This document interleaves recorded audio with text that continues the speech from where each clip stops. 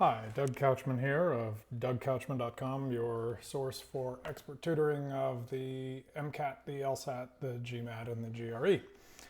Today in this video and some follow-up videos, I'm going to be talking about an LSAT flaw that also relates to the MCAT. So this is primarily directed at you if you're planning on taking the LSAT, trying to get into law school, but it's also going to be relevant if you're planning on taking the MCAT. All right, and what we're going to be talking about today is one of the three most common and important flaws that we see on the LSAT in the logical reasoning section of the test, which of course is going to be overrepresented relative to how it's been come the next tests. You know, no more logic games, so now logical reasoning is back to what some of us believe it always should have been the most important part of the test. And what we see on the logical reasoning portion of the test is arguments that have flaws. And sometimes the question asks us, hey, what's the flaw? But it's relevant to know what is the flaw of an argument almost regardless what you're doing. Is it a question you're asked to weaken the argument or strengthen the argument or find the flaw in the argument, or what's the necessary assumption in the argument?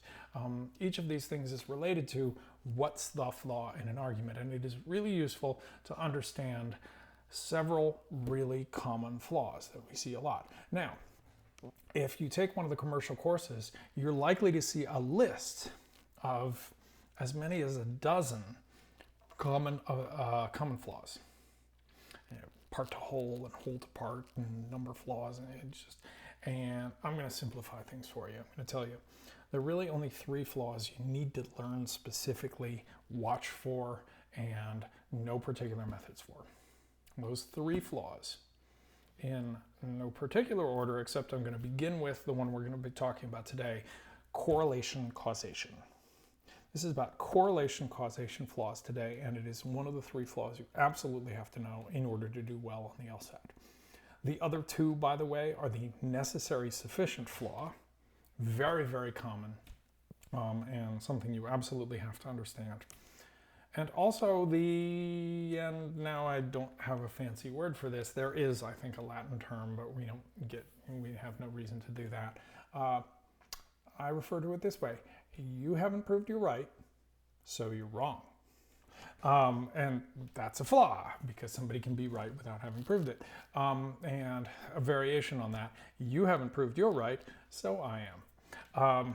Anyway, we're not going to be talking extensively about that flaw today. We're not going to be talking about the necessary sufficient flaw. Today is about correlation and causation. Okay, so correlation and causation. What are those? Cause, you probably understand, or at least think you do. Causation, one thing causes another. And one thing causes another, and I know what it is. Okay. A correlation causation argument has a conclusion that either explicitly says one thing causes another. It may not use the word cause, but one thing, leads to another. That's another way of saying one thing caused it. Or, in fact, this is more common, a conclusion of an argument that doesn't say one thing causes another, but it makes no sense unless there's cause buried in it. Cause is implicit in there. Like if I give you advice, if you want to prevent cancer, you should stop smoking. Should. Okay, I'm giving you advice. Or in order to prevent cancer, we should promote anti-smoking programs, or something like that. Implicit in this is the idea that stopping smoking will reduce the risk of cancer.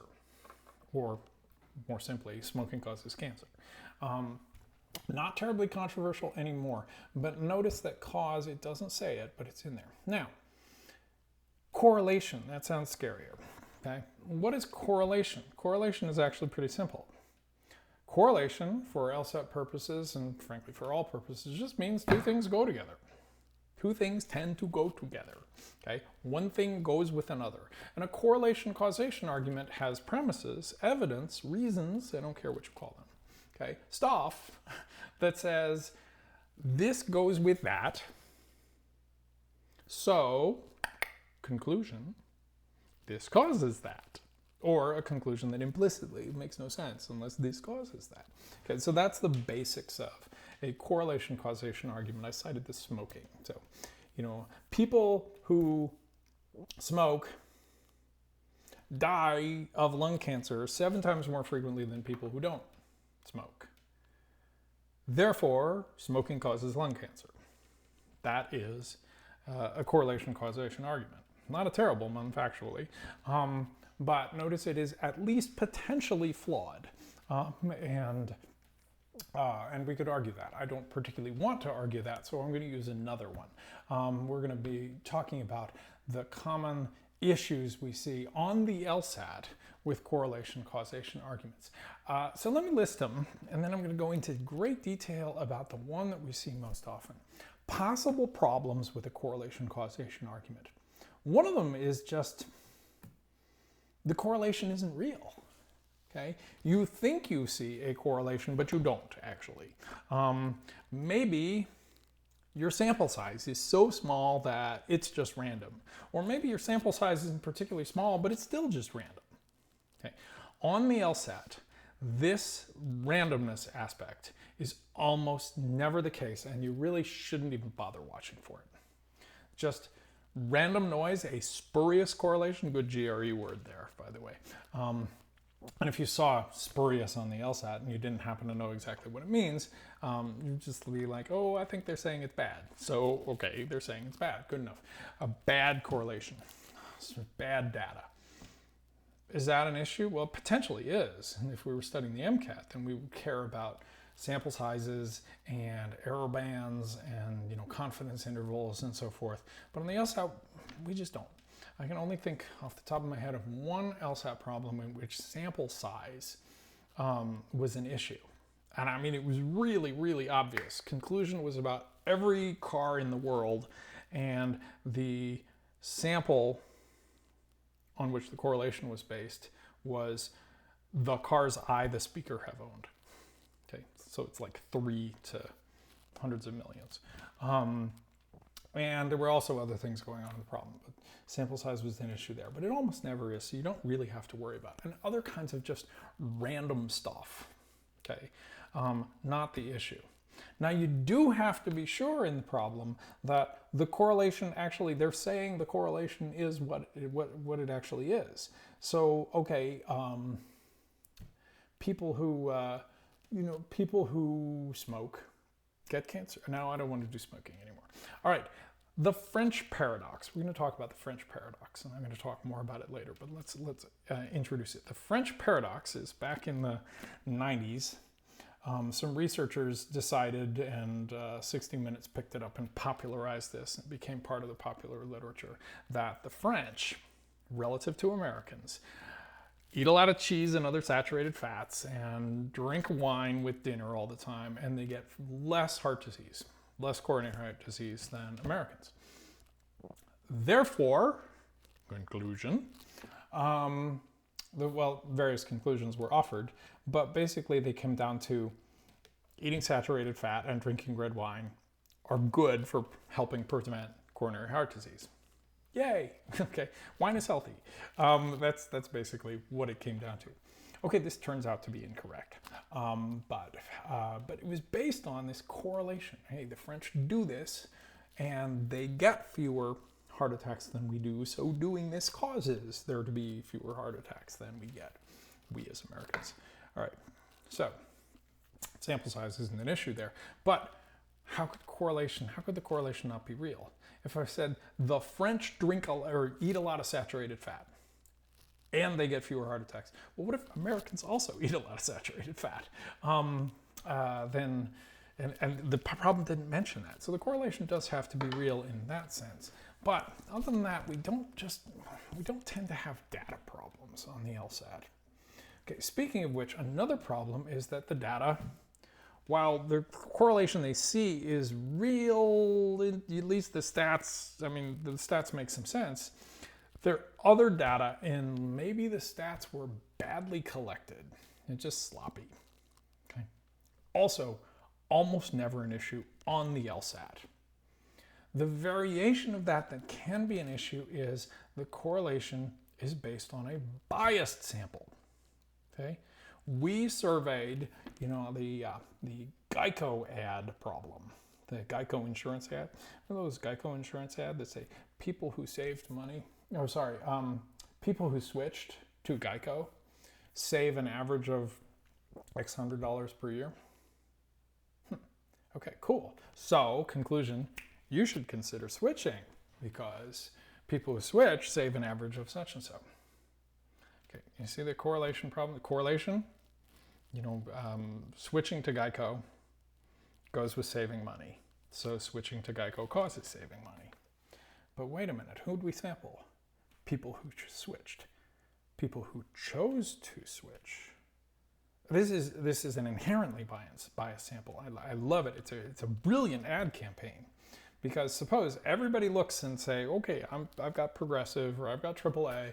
I'm thinking of switching to Geico. I compare with Geico. And if Geico is cheaper, I'm going to switch. And if Geico is not cheaper, I'm not going to switch. And then I survey only the people who chose to switch, which we know are the ones for whom Geico was cheaper. Hey, that is a biased sample. And sometimes the bias is buried in there. I mean, it's like asking people who buy a lot of Coke whether Coke is better than Pepsi. And Coke is better than Pepsi. But I probably should ask a random sample of people, not a random sample of Coke drinkers, because that's an inherently biased sample. Another issue that we have with our sample is, and occasionally this comes up in health problems, it's rare, but it's hard to see, but I'm pointing it out because it's hard to see, and it does happen, is timing. Okay? What if the French today drink a lot of red wine and eat a lot of cheese, and what if they actually drink a lot of red wine and eat a lot of cheese relative to Americans, and today they get less coronary heart disease than Americans? Sounds like that's a real correlation. But what if it takes like 20 or 30 years for the effects of alcohol consumption and saturated fat consumption to show up in terms of heart disease? Uh-oh. Then I actually don't want to know about correlation today. I want to know, well, what were people doing 20, 30 years ago? Hey, maybe they weren't drinking or they weren't eating as much cheese or something like that. That kind of correlation over time can be tricky. It's a very difficult problem, at least difficult for a lot of my students, about sunscreen. Sunscreen doesn't prevent cancer because people use sunscreen and get just as much cancer. But what if using sunscreen today doesn't prevent sunscreen tomorrow? It's using sunscreen like back when you were a kid 30, 40 years ago. Been there. It's a hard problem. Okay, so this is kind of subtle, but most of the time we don't have to worry about that sort of thing. And all this is the lead in to what two issues do we tend to see often with correlation causation problems. The biggest and most common one, and the one I'm going to spend more time talking about, is what if something else is causing this? There's a third factor that we haven't talked about. Okay? And that is usually the issue. Correlation is real, and something's causing something else, but the something causing it is not the thing you're looking at. It's something else. Okay? And by the way, the subject of another video will be, what if there's a causal relationship but you have it backwards? That gets complicated and I'm not going to talk about today. But let's go into more detail about what if there's another cause? Okay? Because this is more often than not the issue on any problem that revolves around correlation causation. And I say the issue. It's the thing that would weaken it, or taking it away is the thing that would strengthen it, or necessary assumptions revolve around the presence or not of all other causes. And the flaw is there might be this other cause. So weaken, strengthen, assumption, flaw, they all tend to be related, and in all cases what we expect when we see a correlation causation problem is more likely than not it's going to be an issue of whether something else caused it. Okay, so let's keep talking about the French paradox. And the reason I'm talking about this is, one, I think it's fairly easy to understand. But two, when you see a problem on the LSAT about health or diet, it's going to be a correlation causation issue of some sort. It just always is.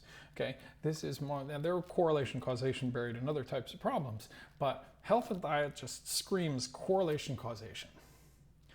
Probably because there's so much of this diet stuff out there that frankly is logically bad. Okay, because doing actual good stats on diet without really carefully controlled studies is very hard because there's so many variables that affect health. So in practice, just because people eat more yogurt or, drink more red wine or eat blueberries for breakfast or whatever, there's so many other things that can have an effect on their health, and it gets really hard to measure. Okay, so health or diet problem, French paradox. Let us assume, because the problem tells us, that the French eat more saturated fat and drink more wine than Americans, and that that statistics show that they have a higher incidence of coronary heart disease than Americans. Therefore, if you, says the problem, if you want to reduce your risk of coronary heart disease, I'm saying coronary, it'll probably say heart attack on the test. You want to lower your risk of heart attack, you should drink wine with dinner. And we recognize immediately, a diet problem, I think it's correlation, causation. There's correlation discussed in the reasons, because red wine goes with lower heart disease. And there's cause not explicitly, but implicitly in this conclusion, because I'm giving advice based on the implicit causal relationship. And the advice makes no sense unless red wine causes a reduction in heart disease or in heart attacks. Okay, so we have a correlation causation. What might the issue be? Now, I've already talked about some of them. Maybe, actually, they didn't, this time I was explicit. It would be possible, depending on the phrasing of the problem, that, okay, the French drink a lot of red wine, but maybe Americans also drink just as much red wine. And if the problem didn't say that, that's a possibility. Another possibility is this time thing. Maybe heart disease takes 20 years to show up. But let's assume we're not going to see that. Let's assume first that there's a normal problem. And the normal issue is, hey, maybe something else is causing this. Maybe, what? And there are tons of possibilities because life is complicated. Okay? Maybe the French exercise more and that helps prevent heart attacks. Maybe the French have less stress on average and that helps prevent heart attacks. Maybe the French healthcare system is better than Americans' healthcare system, and that helps prevent heart attacks. Maybe the French measure the incidence of coronary heart disease differently than Americans do. This has been suggested as one of the things that was actually going on. And that is actually what's causing, it's more like a spurious correlation. It's actually not a real correlation. But hey, let's take stress. Maybe it's just easier to be French than American. And maybe stress causes heart attacks. Okay? We don't know that. We can't be certain because we're studying the LSAT, not the MCAT. But it's reasonable, it's possible, might be. It's one of the things that could do it, right? Now, there's also complicated things. Maybe the French smoke more than Americans do on average. Probably true. And maybe smoking causes people to die early of lung cancer, so they don't die later of heart disease. This is the sort of thing that can really matter from an epidemiological perspective, which is a fancy way for saying, complicated stats. This is for my MCAT students. On the LSAT, when you start doing that sort of thing, well, maybe this causes this, and it's this complicated. They die earlier and they get less, and they don't go to the doctor. And that's the sort of reasoning we usually don't have to do. It's usually straightforward. This other thing caused it, so I can't say that red wine caused it. That's really what we're looking for. Exercise caused it, okay? Lower stress caused it. They might not be explicit about it, but like something like you'll read it and you'll say, oh, maybe that did it. Okay, so what do we see in the answer choices? Well, it depends on what the problem was. Remember, I said this applies to Weakened questions, weakened questions, assumption questions, flaw questions. Now the flaw questions, we see two kinds of answers. One is the abstract answer, the abstract description of the problem. It just says, assumes without warrant that the fact that two events are correlated with each other implies that one causes the other. It uses words like correlation, causation, correlated, or that sort of thing, and cause. Okay? Assumes without warrant, as LSAT speak for does a bad thing. So those tend to be fairly easy to recognize. We know exactly what this means. We're used to this phrasing, and we just look and say, okay, the premises, the evidence, the reasons, yeah, the two things go together. That's correlation. Well, this doesn't really seem like, do two things go together? If yes, then that's correlation. Okay. Cause, either the conclusion will explicitly say something caused something else, or it will be just buried in there, but not buried very deeply. This advice makes no sense unless something causes something else. So that's one kind of flaw answer we get. The other kind of flaw answer we might get is neglects the possibility that blankety blank. And blankety blank will be something that weakens it. So essentially this becomes a weakened question. Okay? Or at least that answer will be a weakened answer. Sometimes it's all 5 of them. Sometimes it's only 2 or 3 of them in a flaw question. So we're going to look at weakened questions. What would weaken an argument that is based on correlation and causation? Well, the thing that would weaken it is the presence of another cause. Okay? What if the French experience less stress than the Americans? Or what if the French healthcare system is better than American healthcare system? Or something like that. What if the French consume less of this poison that causes heart attacks? Well, that would do it. But there are thousands, tens of thousands, probably millions of possibilities. Okay? Should you think about this? Well, you should think when you see a correlation causation argument and you're trying to weaken it. Which of the following would weaken the argument? Which of the following would most undermine the argument? Which of the following would call into question the conclusion above? Which of the following would cast doubt on the conclusion above? Those are the 4 ways we see most often to express a weakened question. We should think, I bet it's going to be another cause. But what we shouldn't do is decide what cause we're looking for. Reasons. One is a practical reason. You're not going to think of it. Okay? You might think there's an obvious other one, but the LSAT isn't often into obvious. I mean, unless it's like question 4, it's not going to be obvious. It's something else. Okay? So it's just not going to get you very far to look at that. But an even more important reason not to get into, well, what sort of, let me think about what the answer is going to be. Let me prefigure the answer, says somebody who purported to copyright this. The more practical reason for not doing that is that when we have an answer in mind, we tend to get blinders. We tend to see only that answer. We tend to look for that answer. So we should not look for a particular answer unless we can be very confident we've got it right. And on fact-based problems, correlation, causation, these are about facts in a messy world. We are almost never that confident in our answer. So don't do it. Don't get blinders. But do think, I bet it's going to be another cause. Okay? That much we can at least be moderately confident about. And we go into the answers and we just, is this another cause? Is this another cause? Is it, what if, yeah, that one. Okay, now they get less stress. Do I know that stress causes heart disease? No, but reasonably might. So hang on to that one and the other ones don't work. And we pick it. That's a weakened question. Okay? It could be a flaw question. It neglects the possibility that the French have less stressful lives than Americans. Probably because they have universal health care and much less poverty and less racially fraud, that sort of thing, although it's getting more stressful in France. Okay, so that is an example of what we'll see for a weakened question and relatedly a flaw question. What will we see for a necessary assumption question? Necessary assumption, remember, it probably uses the word assumption, but it definitely uses a word about necessity. The conclusion above requires which of the following assumptions, demands which of the following assumptions, relies on which of the following assumptions? Which of the following assumptions is necessary for the conclusion to follow?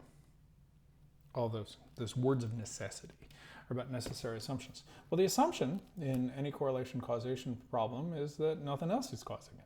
So notice the relationship between the weaken, something else is causing it, so it's weaker, and the assumption, nothing else is causing it, so it isn't weakened by this something else that would cause it. Okay?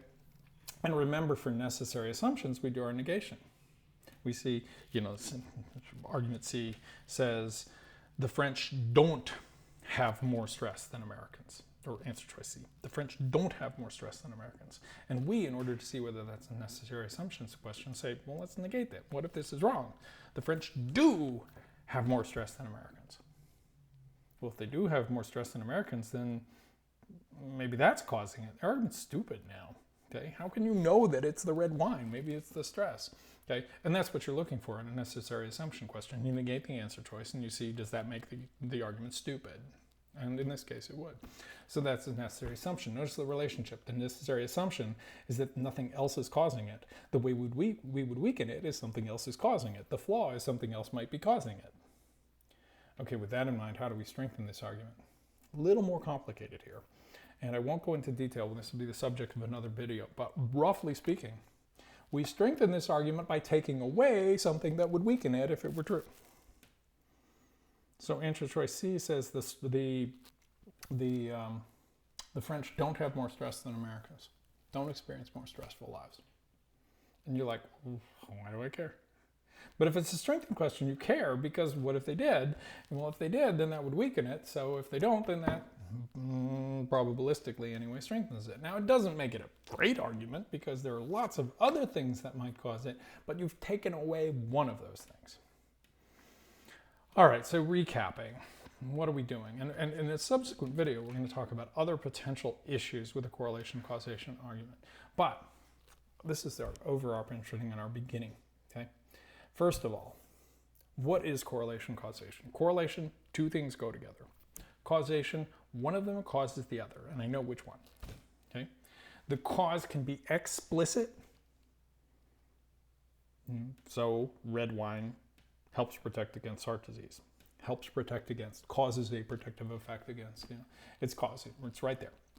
Or cause could be implicit. So if you want to prevent heart attacks, you should drink red wine with dinner. Okay? When we're giving advice, usually that's implicit in there is that this advice will work, and it will work only if there's some kind of cause going on. Okay? This cause stuff is in the conclusion. Correlation part of the correlation causation argument is in the premises, in the reasons, in the evidence, in the, the other stuff, somewhere else in the problem. Okay, if in the reasons it says two things go together, and it doesn't say one causes the other, then you've got a correlation causation argument. These go together, so conclusion that either explicitly or implicitly says one thing causes another. Issues with a correlation causation, this is a very common flaw. Okay, recognizing it usually it involves seeing that the conclusion either is about cause or kind of needs cause in there. Another way to recognize it, though, is it's about diet. It's about health. It's about medicine. These are almost always correlation causation issues. Okay. Correlation causation is not one of the other two big flaws, the necessary sufficient or the you haven't proved you're right so you're wrong flaw. Those are the other big ones that we're going to talk about in other lessons. Okay. When you see a correlation causation argument, you've read the question stem. You know what you're trying to do. Typically, you're trying to weaken it, strengthen it, find the assumption, or find the flaw. And the most common issue related to all four of those is, might something else be causing it? I mean, we do have to be aware, maybe it's bad data, and particularly on the LSAT, maybe it's biased data. Okay? Maybe the correlation isn't even there. We assume every word that is in the premises is true, but if they don't say, they say A goes with B, but they don't say not A goes with not B, then, I mean, maybe B is just always true, period. Then maybe there isn't actually a correlation. We definitely are aware of the possibility of a biased sample. That's that Geico problem. We surveyed people who had found that Geico saved them money to find out whether Geico saves them money. We surveyed people who like Coke to see whether they like Coke. That sort of thing. And that's not usually it though. Usually what it is something else is causing it. What else? I don't know. You don't know. Nobody knows until they get to the answer choices, and it does not make a lot of sense to think about what it might possibly be, because there are thousands of possibilities, and I don't want to spend the time when it probably won't work. And most of all, I don't want you to get locked into a particular answer, because even if you think this won't happen, it does to some extent. You're looking for this and you just don't see this other thing that's right in front of your face. Okay, these blinders, no blinders. So we just think probably another cause. What? Don't care. Just go to the answers. Is this another cause? Is that another cause? Is that another cause? And then you get to one, could that have caused it? And if it might reasonably have caused it, it's going to be the answer. All right, so that's the correlation, causation. Oh, sorry. So that's the issue, sorry. So the issue is that might have caused it. Well, that would weaken it. And the presence of such a thing, or the possibility hasn't been ruled out, would be the flaw, okay? Neglects to consider the possibility that this thing would weaken. Flaw might also just say, assumes without warrant that correlation implies causation. In one way or another, they'll say that. The other issues, the other things we can do, the necessary assumption related to the weaken. Nothing else is causing it, okay? Or maybe this particular thing isn't causing it. Because if this particular thing did cause it, the argument would be worse, it'd be stupid. So we must be assuming it doesn't. It's not a stress thing.